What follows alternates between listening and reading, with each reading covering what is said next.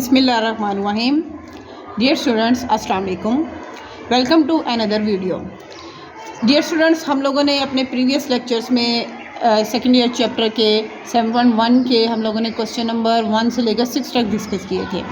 आज हम लोग क्वेश्चन नंबर 7 से लेकर 10 तक डिस्कस करेंगे। चलें आइए देखते हैं। क्वेश्चन नंबर 7 की बात की जाए, 7.1 एक्सरसाइज। क्वेश्चन नंबर 7 देखते हैं। क्वेश्चन नंबर 7 है, क्या है हमारे पास? If A, B and C are respectively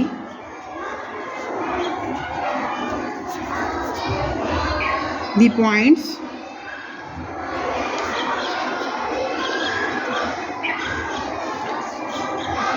to minus 4 4 0 and C point हमारे पास क्या है 1 6।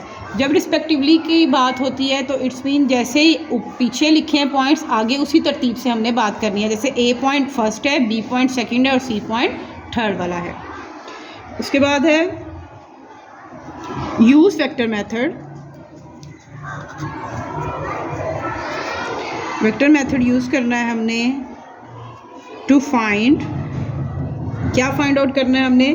Coordinates of the point D. मतलब हमने डी के कोऑर्डिनेट्स फाइंड आउट करने हैं। अगर हम फॉर एग्जांपल उसे एक्स और वाई का नाम दे दें तो हमने डी फाइंड आउट करना है। ठीक हो गया। कंडीशन क्या दी गई है? इफ़ में क्या है कि A B C D is a parallelogram.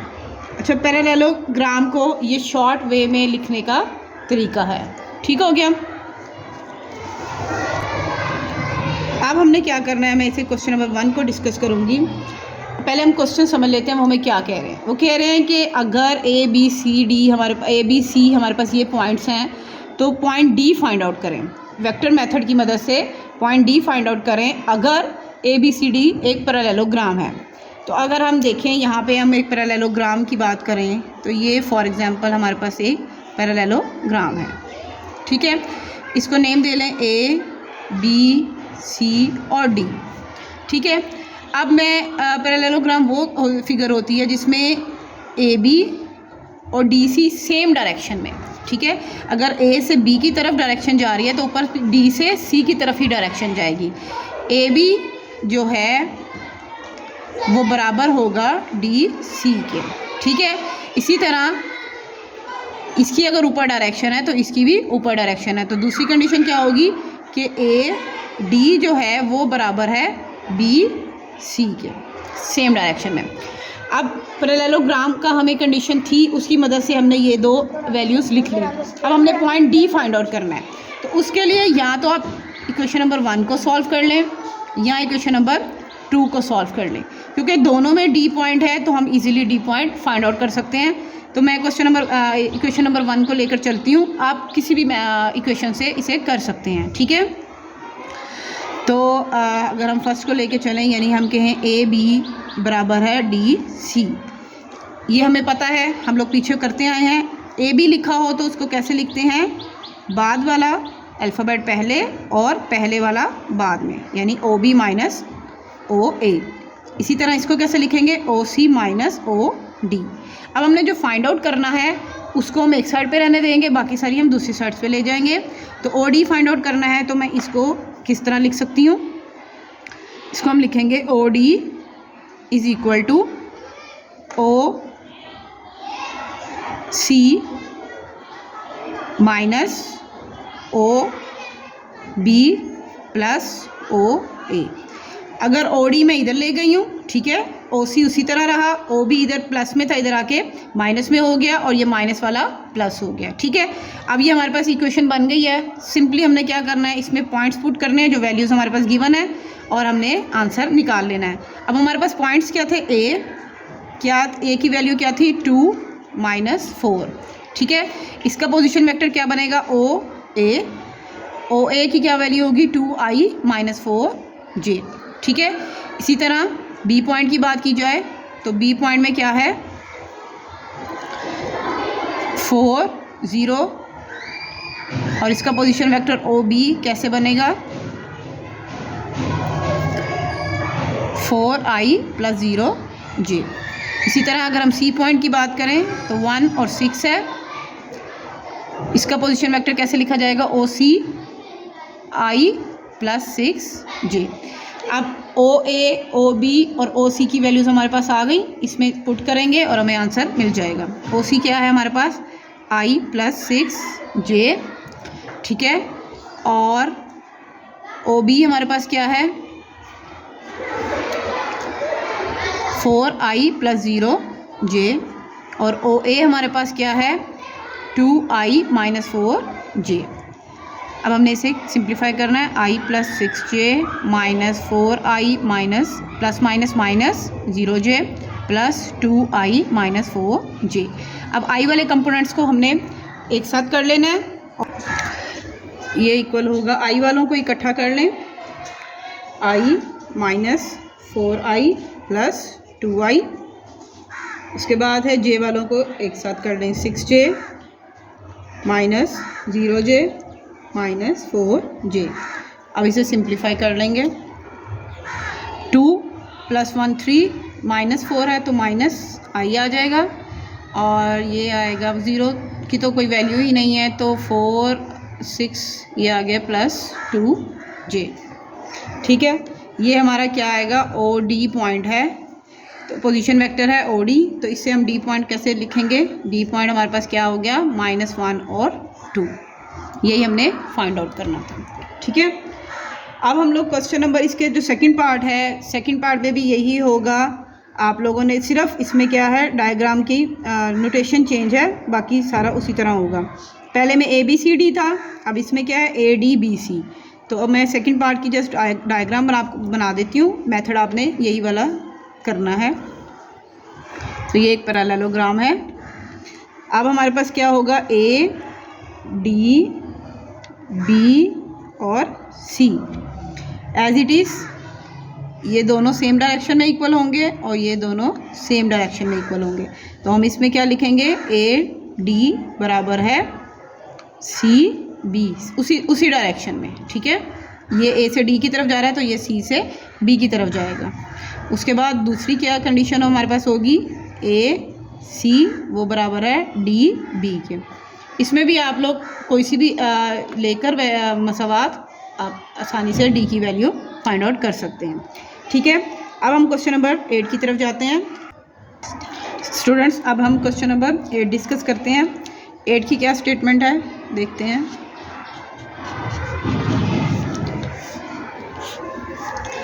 8 में वो कहते हैं, if B C and D are respectively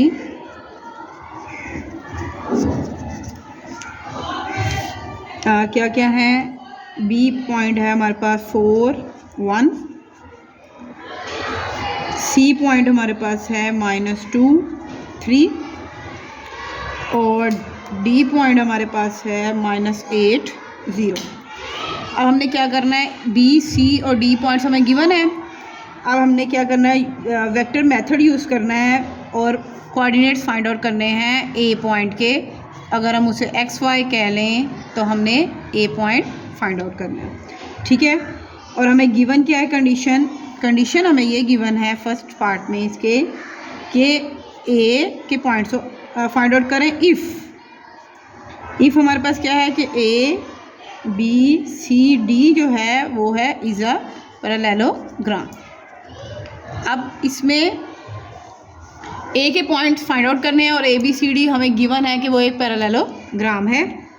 तो क्या करना है, मैं अब इसकी डायग्राम पर, अभी हमने जो क्वेश्चन नंबर 7 डिस्कस किया है एज इट इज़ ये क्वेश्चन नंबर 8 होगा। मैं आपको जैसे इसकी डायग्राम बताऊंगी, बाकी आप लोग खुद करेंगे। अब हमारे पास क्या है, A B C और D एज इट इज़, ये इस डायरेक्शन में दोनों इक्वल और ये इस डायरेक्शन में दोनों इक्वल होंगे, ठीक है। अब हम उसी डायरेक्शन में चलेंगे। A B जो है वो इक्वल होगा D C के, और क्या होगा हमारे पास, A डी इक्वल होगा बी सी के। ठीक है, अब उस जैसे आप लोगों ने क्वेश्चन नंबर 7 में किया है, कोई भी एक इक्वेशन उठाएं, उसे सॉल्व करके पॉइंट ए हम फाइंड आउट कर लेंगे। ठीक है, इसी तरह पार्ट 2 में भी आपने क्या करना है, पार्ट 2 में हमारे पास ई फाइंड आउट करना है। कौन सा पॉइंट मालूम करना है, ई पॉइंट हमने फाइंड आउट करना है। तो उसमें क्या होगा, हमारे पास पैरेललोग्राम जो है वो है ए, ई, बी और डी, ये हमारे पास पैरेललोग्राम है। तो हम इसकी डायग्राम बना लेंगे। A, E, B, D as it is, ये दोनों इक्वल होंगे और ये दोनों इक्वल होंगे। इसमें से आप कोई एक लिखें और जैसे हमने पार्ट 1 में और क्वेश्चन नंबर 7 में किया है वैसे हम लोग मालूम कर लेंगे, लेकिन इसमें हमने ई पॉइंट जो है वो फाइंड आउट करना है। ठीक है, अब हम क्वेश्चन नंबर 9 की बात करेंगे। क्वेश्चन नंबर 9, क्वेश्चन नंबर 9 की पहले स्टेटमेंट समझ लेते हैं कि वो हमें क्या कह रहे हैं। कह रहे हैं कि if O is the origin, O को वो कह रहे हैं ओरिजिन है, and O P is equal to A B. If O is the origin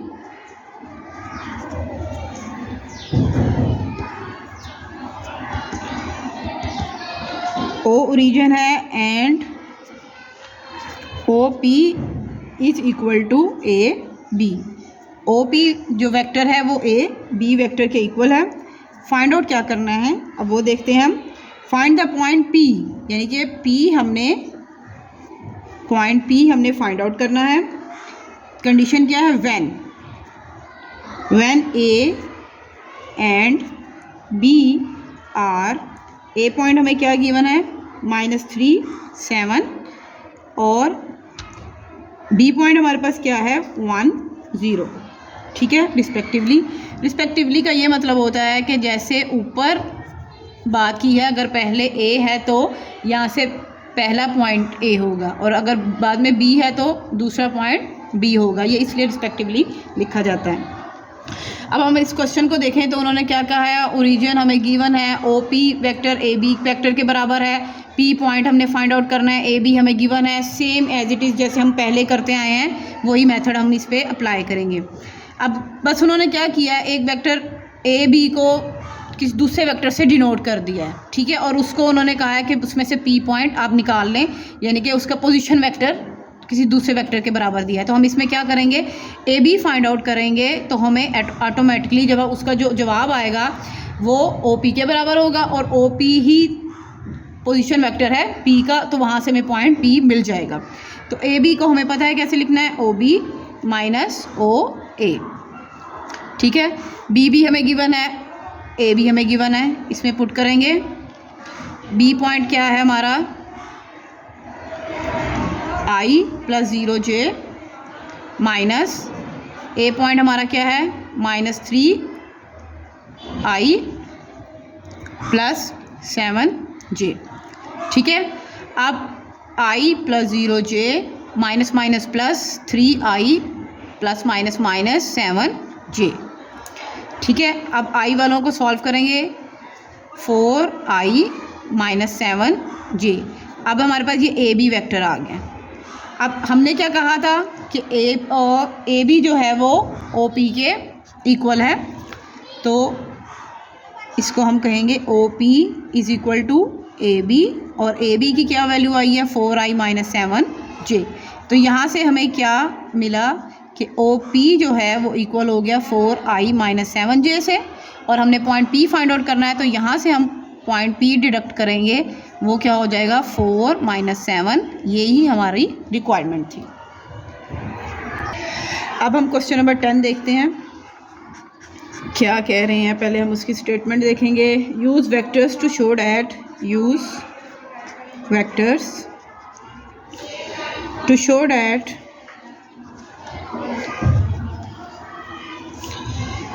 ABCD is a parallelogram। वो कह रहे हैं कि वेक्टर्स को हमने वेक्टर्स यूज़ करने हैं और हमने क्या शो करवाना है कि ABCD एक पैरेललोग्राम है। ठीक है, उसके लिए हमें आगे क्या है, व्हेन कंडीशन क्या है, व्हेन दी पॉइंट्स हमारे पास क्या क्या है, ABC एंड D जो हमें गिवन है वो क्या है, आर रिस्पेक्टिवली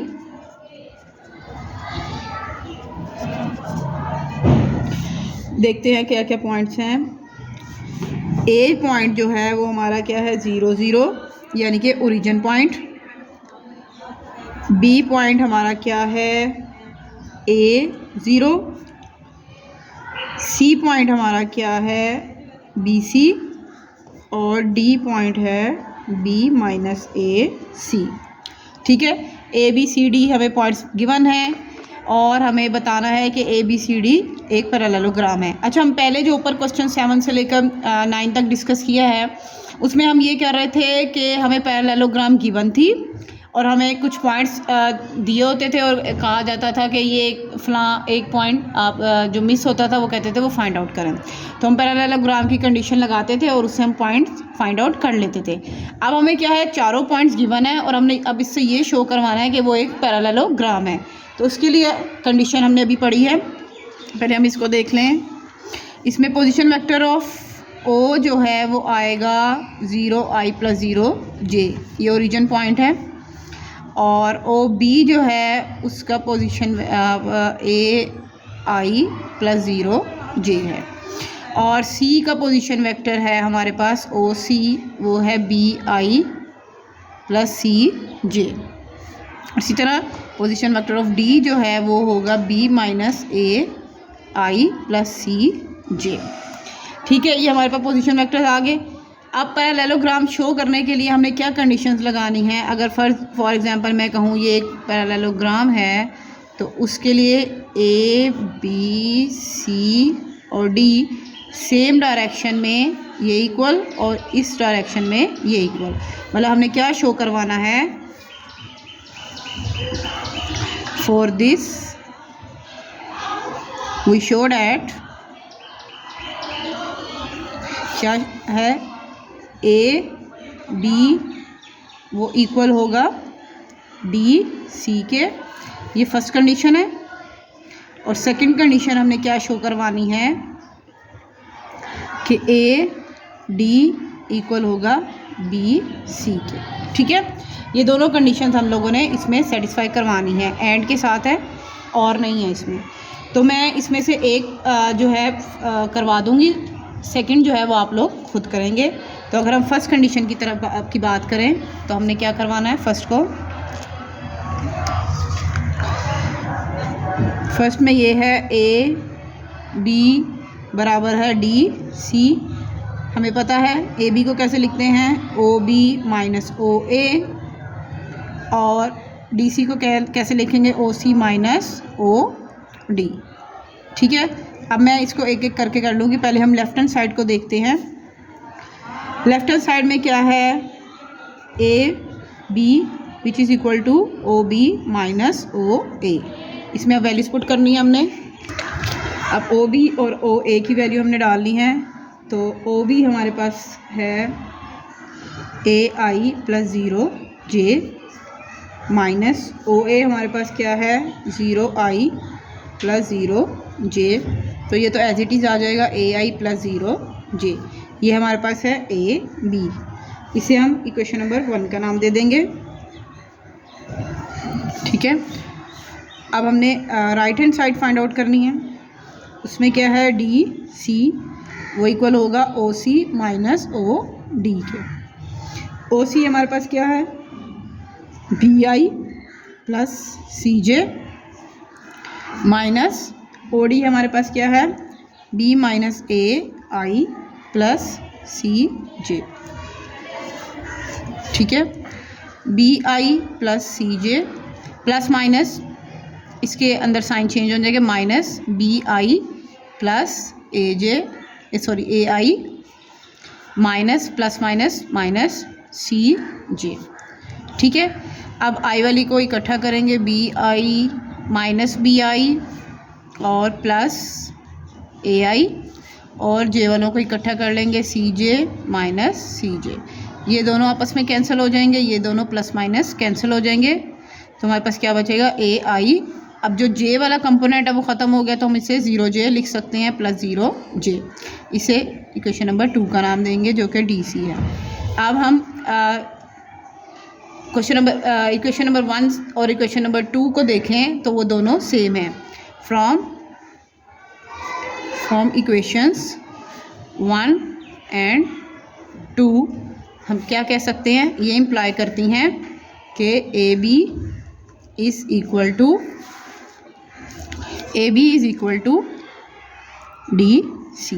ये हमारा फर्स्ट कंडीशन प्रूव हो गई। अब हमने सेकंड कंडीशन प्रूव क्या करनी थी। सेकंड कंडीशन क्या है कि A D is equal to B सी।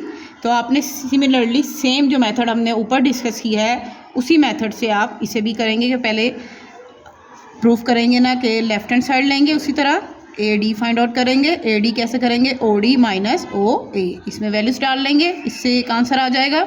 ठीक है, फिर सेकंड करेंगे बी सी, कैसे लिखेंगे, ओ सी माइनस ओ बी।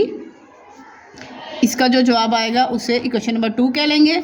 फिर हम कहेंगे फ्रॉम 1 एंड 2, जैसे हमने ऊपर किया है, लेफ्ट हैंड साइड इक्वल हो जाएगी राइट हैंड साइड के। ये राइट हैंड साइड है हमारी। ठीक है, तो ये इम्प्लॉय करेगा कि A D is equal to B C.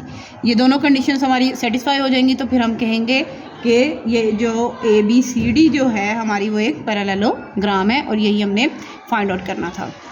Dear students, आज के लेक्चर में अगर आपको कोई भी कन्फ्यूजन है तो आप लोग मुझसे कमेंट्स में पूछ सकते हैं। इंशाल्लाह मैं आपको इस चीज़ का रिप्लाई दूंगी। और नेक्स्ट वीडियोस के लिए प्लीज़ मेरे चैनल को सब्सक्राइब करें। तब तक के लिए अल्लाह हाफिज़ एंड फ़ी अमानिल्लाह।